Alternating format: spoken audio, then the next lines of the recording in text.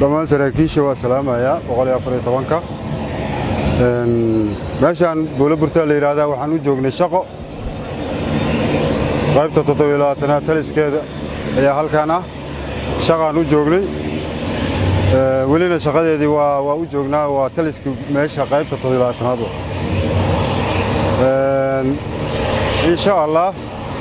waxaan jecelnahay haddana waxaan rabaa inaan shaqo kale u aado magaalada Jowhar hadduu Ilaahay yiraahdo gobolka Shabeellada Dhexe oo maxaan ku yiraahdaa aan iyadana soo kormeerno hadduu Ilaahay yiraahdo saaka u socona insha Allah mid kale waxaan rabaa inaan u sheego waxyaabaha meediyaha waxaan leeyahay waxyaabaha been abuurka ee aad sameeynaysan gaar ahaan YouTube-leyda nimanka YouTube-leyda ah inta sawirro soo qaato saraakiil shaqadeeda ku maqan oo qaranka Soomaaliyeed u shaqaynayso oo dawladnimada u shaqaynayso oo shacabka Soomaaliyeed u shaqaynayso inay tasawirradooda soo qaataan ay dul saaraan niman maxaan ku yiraahdaa mucaarad ah ay yiraahdaan mucaaradkiya maxaan ku yiraahdaa ay difaacayaan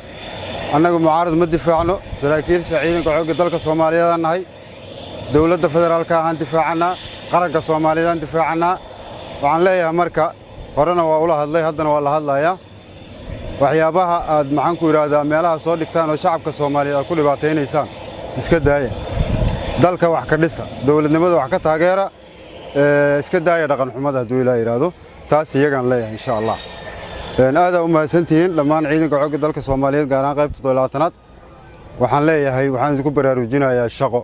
insha Allah shaqadaasna waa inay adkaataa hadduu Ilaahay yiraahdo qaranka Soomaaliyeed dawladnimada la difaaca militariyan nahay militariguna siyaasad shaqo kuma leh